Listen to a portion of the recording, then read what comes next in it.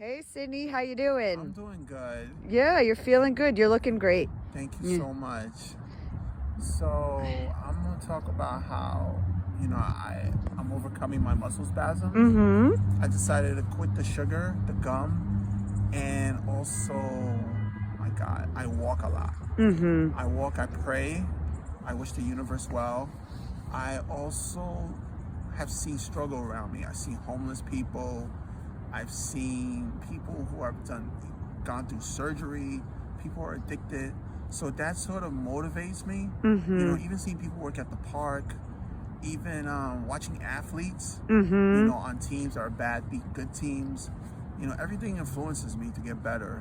Mm-hmm. And when I sit by myself, I'm like, I hear my conscience talking to me. And it's like God telling me I could do better, that I could help myself, that I could help others. And it's amazing because, I suffered many years dealing with sadness and anxiety.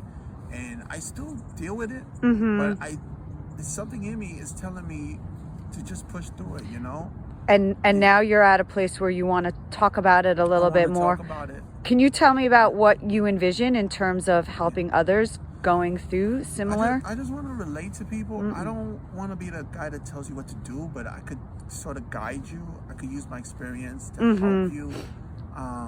It's just so much going on here. Like this, the world needs so much. I don't know. It just feels like the world needs positivity. There's so much negativity. I could bring that to them. I could bring the realness to them about my struggles. I listen to music, and I know when I was struggling, I listened to DMX or Eminem. I was going to ask you which artists that motivate you and give you that push. Yeah, like I tell you, like DMX, Eminem. I used to listen to Korn and Linkin Park. I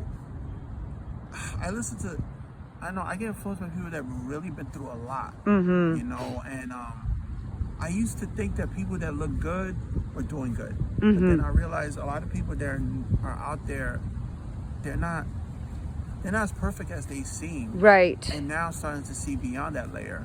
Right. But, I still have my little fantasy world. Of course. I dream about love.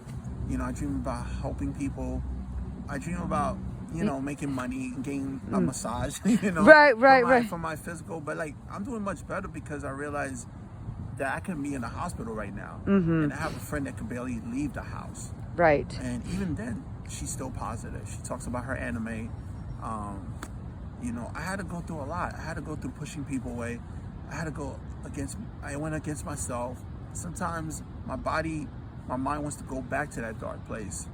And I have to remind myself that it's not going to stay like that. Or, I just observe nature. I observe people out my window. I don't stay in front of the technology a lot. That's so important to... Yeah, it affects your eyes. Absolutely. It's a valid point. Yeah. You can try to look at it, but your eyes get hurt. I have to deal with boredom too. I have to learn. I know a lot of people don't want to hear that, but you have to learn how to sit by yourself. And it's hard. Yeah. It's weird for me because I grew up in a loud neighborhood. Now I live in a quieter sort of neighborhood. Sometimes there's noise.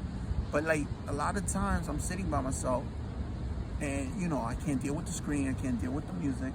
And now I realize, I need to be more by myself. To learn how to be okay, it's okay to be bored and anxious. I don't have to be entertained, which is the hardest thing. Right. Especially for Americans, we need that. We need the music. Right. And, what types of things do you do that provide your own inner entertainment, so to speak? Entertainment. Sometimes I make jokes about people. I see people down the street. There's characters in my neighborhood. Yeah. We got this guy that he looks like Tupac. Right. I mean, he wears the bandana sometimes. He plays his music.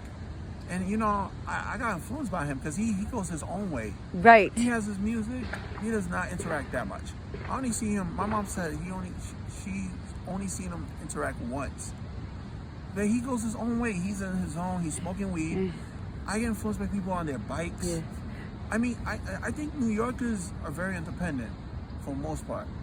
So when I'm walking down the street, I'm like, wow, if they're going their own way, I could do my own way. When I see you, Sidney, I always say that about you. This is someone, who's paving his own path. And tell me where you were And now where you are? Well, before last year, I was thinking like everybody had it all together. I felt more alone until I met my friend. You know, I don't want to say her name because I don't know if she feels comfortable about it. But it felt weird. It felt like I was disconnected. And then somebody told me once that I look like an old 60-year-old, you know, and that hurt. But then she told me you could get your energy up because she survived fibromyalgia. Okay. And now she's running now. So I hear all these success stories. Yep. You know, I seen an old man that's been walking with a cane for 15 years in the neighborhood, or 16 years. And last time I saw him, he's not walking with a cane. Right. And this guy must be in his 70s because he looked old from the day I saw him. No disrespect, but like, I don't know. I get influenced by everything. I see people going to the supermarket. I mean, disability doesn't stop anybody, really, unless you stop yourself. I'm a sports person. I'm a Knicks fan. I'm a Jets fan, and I saw the Jets overcome like a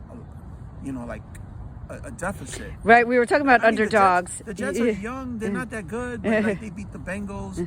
You know, the Knicks just beat the Bucks, the world champions. I mean, the Knicks are not even in that status, but like, it's like that grind, you know. Like I've been watching sports since the '90s, and the Knicks were a grind team, and I used to play basketball, so I wasn't like that grindy, but I was grindy enough to be a shooter. You know, I don't know. I think what happened was like many years of darkness have prompted me to just be like, okay, that's it. You know, I'm sick of this. Right. You know, Steve Harvey said it. He said he got to the point where he got sick of himself, sick of everybody. And even Korn, the rock band, said that once when they came out with their first album. They said they hated themselves, they hated everybody, and they just wanted to get in that studio and throw all their energy on that. And just be like, I don't want to deal with this no more. You get tired of dealing with it, you know? Those teams that you're talking about and those games where they were coming from behind, what was the magic sauce, would you say, from your observation? They just kept playing. They were stubborn. That's what that was it. It was like I was watching the Jets game and I saw the coach. And he's very optimistic. His face went down. Okay. And it was 31-20. And I remember I was watching even before that. I was like, what's the point of watching this game? It's in the middle of the night. You could be doing something better. And then I'm like, let me just watch it. Then all of a sudden they started making these points. I'm like, these guys never want to give up. These guys were running on the field. They almost were out of bounds. They didn't care.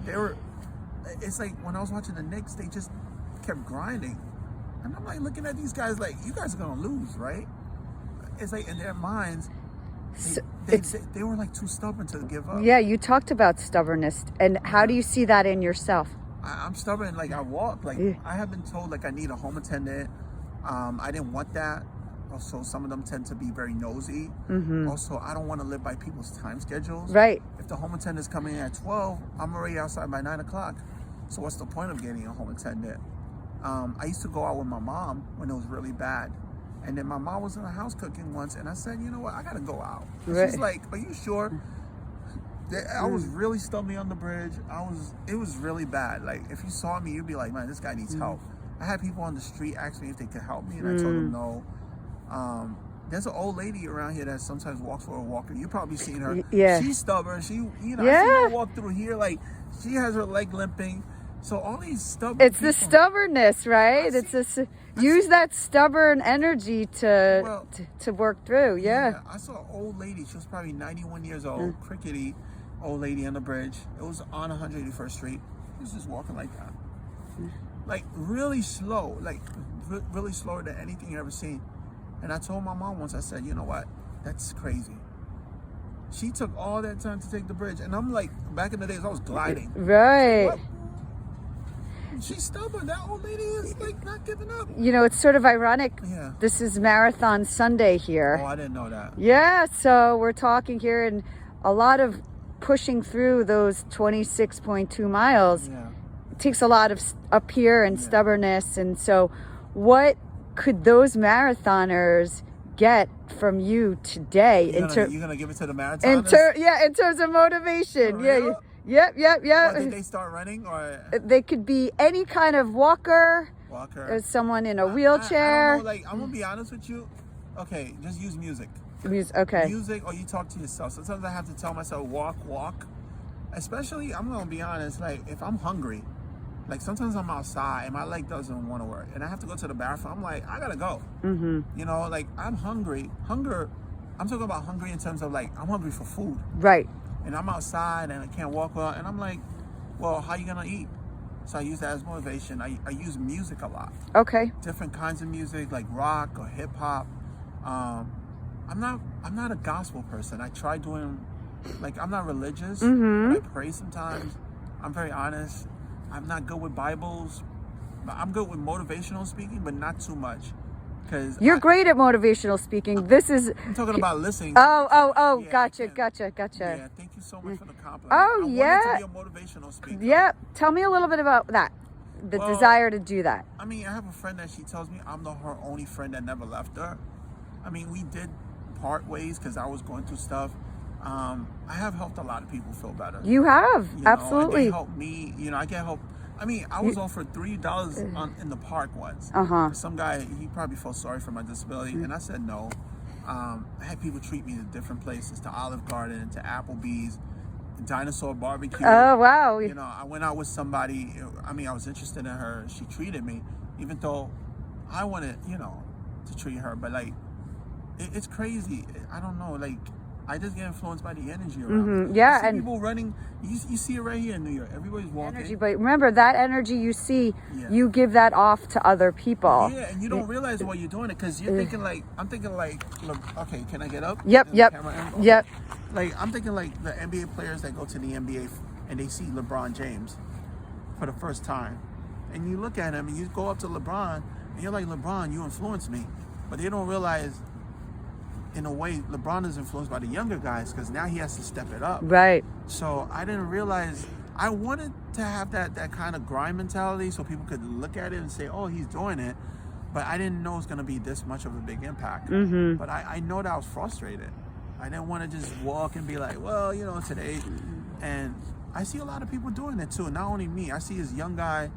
He walks with his cane. I don't know where he goes. He goes far. There's an older man who's like probably 60 something, and he has this demeanor like I mean, I don't know. They just got. I think their demeanor is like, it is what it is. They're not sweating it. They're walking with they're comfortable in their own skin.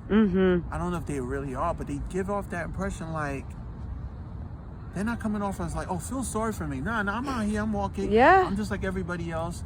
You know, I see a guy with no legs. You probably seen him, right? He has no legs in the Bronx. And he's the most optimistic guy. He has like, I mean, he says hi to everybody. He has the loudest voice in New York City. I don't know if you've seen him, but he has no legs.